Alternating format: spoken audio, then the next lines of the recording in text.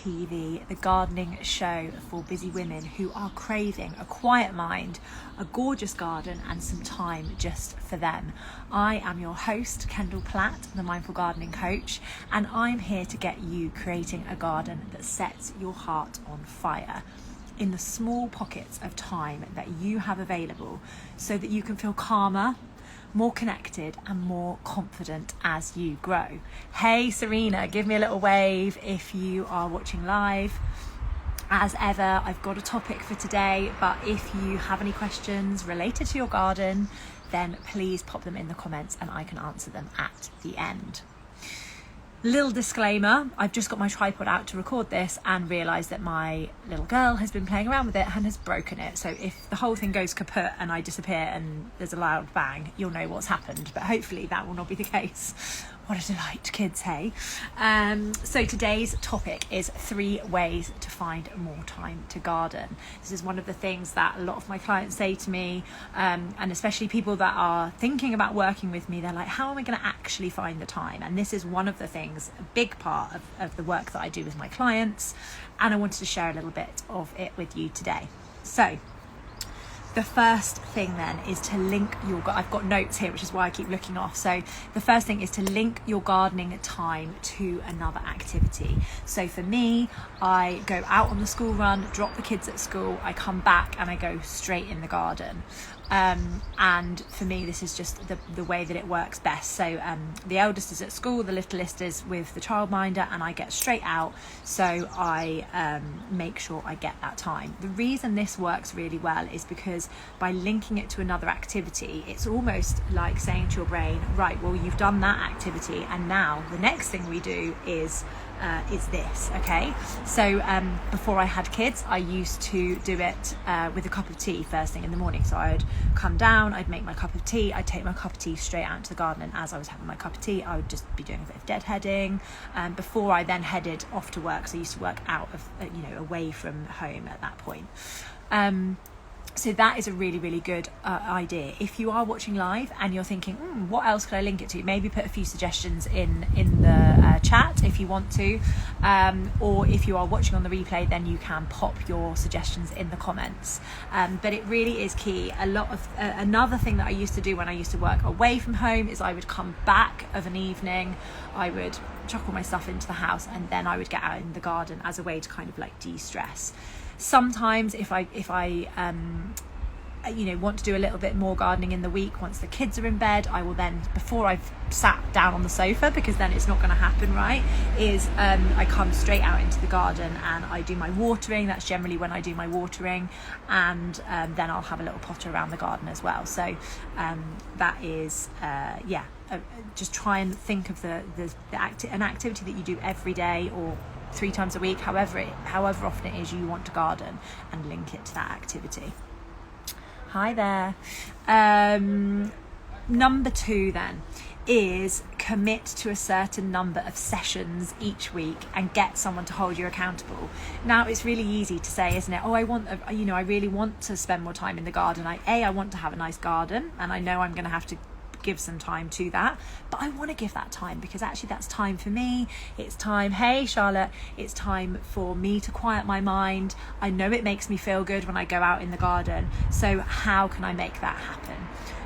So what I would advise you doing is looking at your current calendar and deciding on some how many sessions you're going to do a week. So it might be that, like me, I work or the kids are with other people or in childcare or school 3 days a week. So I try at the minute to do at least 3 gardening sessions through the week. If I'm lucky and I get a bonus one on a weekend, excellent, but it doesn't always happen because maybe we're out visiting friends or the kids got birthday parties, the usual like mum shite that you have to deal with. So yeah, for me, I aim for 3 sessions a week.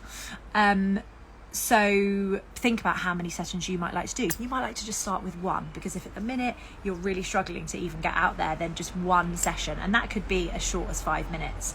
I really believe that once you kind of start getting going and your brain starts to realise that actually being out in the garden is when it can be quiet and you feel good for that, you will start craving to get out there more. So it is a case of kind of just starting really slowly, and like I said, that might be 1 or 2 sessions a week. And then the next part then is the key thing, once you've decided on those days, is to get someone to hold you accountable. So this could be your partner, it could be your kids, it could be a good mate. If you have tried that in the past and you find it too easy to make excuses to partner when they say, oh, I thought you said you were going to go out in the garden once the kids were in bed tonight, and you explain those excuses away, then it might be time to consider getting some more formal support. And that's exactly what I do with my clients. If that is you, then please do send me a message and I would be happy to chat to you about what that would look like. But yeah, the key thing really is, if you say, I'm going to get out in the garden once the kids are in bed on a Monday, Wednesday and a Friday, tell that other person that you want to hold you accountable and say, this is what I want to achieve, because I know I'm going to be a nicer person when I get a little headspace and a little bit of something for myself, and I can see that I'm creating a beautiful calming space for myself outside. I know I'm going to be nicer, and I need you to help me whilst I'm creating this new habit to hold me accountable to doing it. So please, if you see me once the kids are in bed, no matter how knackered I am or I say I am, if I start to flop onto the sofa, please do speak up and say, oh, I thought you were going to get in the garden, and get them to hold you accountable for that. The third point then, if there's any questions, please pop them in the comments. I would love to know your thoughts on this. The third point then is to plan in advance what you're going to be doing. If you have managed to find, hey there, We Grow Colour, if you have managed to find that time, and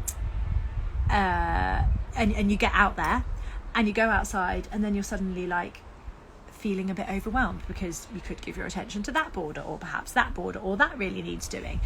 This is where having a plan for the things that need to be done in your garden month by month is really so key, because if you have got access to a plan, and this is something that I help my clients with in creating a bespoke one for your garden, if you've got that plan, you can be like, right, the kids are in bed, it's time for me to get outside, I'm going to give 20 minutes. What have I got on my plan that needs to be done in the garden this month that's going to take me 20 minutes? Oh, there we go, bam. And it's almost like a little buffet. You just take the thing you need, you go out into the garden, you do the thing, you feel good because you've done the thing. Not only the gardening activity, but you feel proud of yourself for actually going out and taking action, rather than going out and going shit and kind of thinly spreading your time through the garden and then feeling like you haven't made any dent in what needs to be done. So that is why having a plan is so key. And that is something that I can help you with. If you're like, I've not even got the first clue where to start with doing that, then please, like I said, send me a message and we can chat about how I can help you with that. So they are my 3 tips. I hope they have been useful. Do let me know. I'm going to share now with you one thing I'm loving in my garden this week, and one thing that I'm not loving so much. And I would love for you to let me know the same in your garden. So we're going to go on a little walk now. I'm just going to head over here. So the thing that I'm loving is this colour combo. Now I'm going to try and flip you around and hope it works. Oh, I've got a bit of a wet bum where I've been sat on a wet bench there. So how do I do that?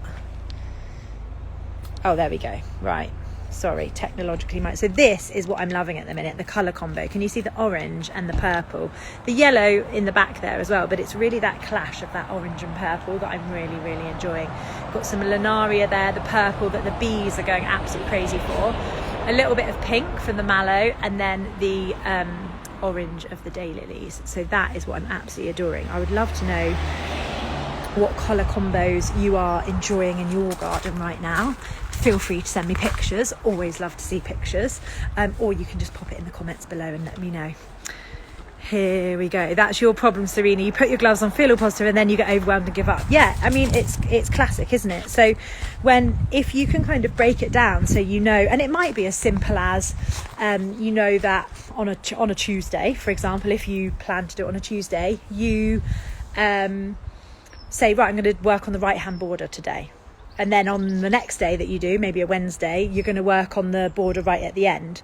So I think it is really a case of like trying to focus that attention and not get distracted, which for those of us with ADHD, very challenging, and yeah, I feel you there.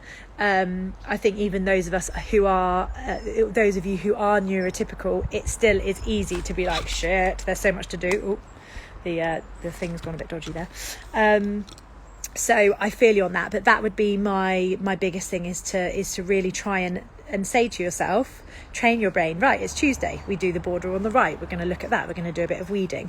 Or you might break it down and to be like, oh, okay, it's Tuesday, so that's weeding day, or it's Wednesday, that's the day that I do some deadheading, for example. So it's about kind of making it such a habit in your brain that you don't even have to think about it, so that overthinking can't come in. So yeah, I hope that's helped. Right, my thing I'm not enjoying, I'm going to flip you round again, is this chaos.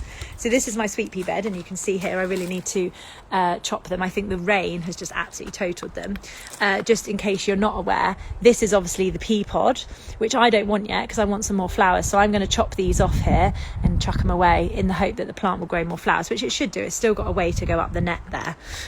But what I really wanted to show you was the chaos of the weeds, which are, as you can see, getting slightly out of control. Now these I kind of need to do something with soon, because they're going to start to go all fluffy and turn to seed heads and then bloody spread everywhere. But yeah, it's got a little bit out of control. The beauty of this time of year is the sun and the rain are really good for making our plants grow, but obviously it doesn't discriminate, and the weeds also grow just as much. So if you are feeling a little bit overwhelmed by weeds, know that you are not alone. I'm also there, but I'm going to make sure that, in fact, it's on my schedule for this week, that tomorrow, once kids are at school, I'm going to come back, I'm going to give 10 minutes, because I've got shitloads of work to do before I go on holiday next week, but I'm going to give 10 minutes and I'm just going to mission a section of that and see how much I can get done, and then maybe the next day I'll do another 10 minutes, because I'm getting to that stage now where I know I'm going to be away for a couple of weeks on holiday, so I kind of want to get the garden prepped as much as I can, and I'm going to prioritise those weeds, because if I don't get rid of those seed heads, they're going to go all over my garden, and then I'm going to have even more of a weed jungle by the time I get back from holiday. So just to say that if you are feeling overwhelmed by weeds, I'm also there. Message me, I can give you some solidarity. But do employ these tips that I've shared today, because I think they will really help you start to chip away at that and actually feel good about having done something out in the garden, and feel proud of yourself for taking that action. That's all from this week. But if you do need a helping hand in your garden, maybe you want a plan so you know exactly what to do in your garden. Maybe you want somebody, sorry, got a bit of hair in my mouth. Oh God, there we go. Monty doesn't have that, does he? Maybe you want somebody to hold you accountable because you've tried with a partner in the past and it hasn't really worked, because they would probably prefer you rather sat on the sofa and watch the TV with them. I get it. Mine is probably also like that.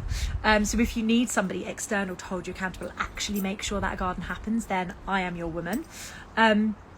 If you just want help with a planting plan and you're like, I just have this border and it looks a bit shit and I want to make it look a bit better, that's absolutely something I can help you with as well. So this week I've got 2 slots for mindful gardening hours. They are the kind of one-off sessions, so they're really good for just looking at a single border or troubleshooting a particular problem you're having. But if you want some more ongoing support, so making that plan, having that accountability over the growing season and as you grow the garden into the space that you want it to be, then I have 2 slots available in my ongoing support program, Cultivate Your Wellbeing. So that is across either 3 months or 12 months. Let's have a chat and we can decide what works better for you, and ultimately what your garden needs. If you want to book either of those, you can go straight to adventureswithflowers.com to book, secure your space. Like I said, from next week I'm away for a couple of weeks, so get in now. We can get cracking this week and then we'll see each other again in a month's time. Obviously you have ongoing support to me through Cultivate Your Wellbeing via Voxer whilst I'm on holiday. I'll be missing my own garden so I can live vicariously through yours. And if you are watching on YouTube, please like and subscribe. And why not join us on Instagram live Monday at 10 a.m. Next Monday, I will definitely be here because I'm still in the UK. And the following Monday, I will attempt to be here, but where I'm going, the Wi-Fi is notoriously dodgy. So we'll have to see how that goes. But all that's left to be said is that joy-filled garden will be yours. You just need to get cracking. And I'm here to help if you need it. Bye. Have a good week.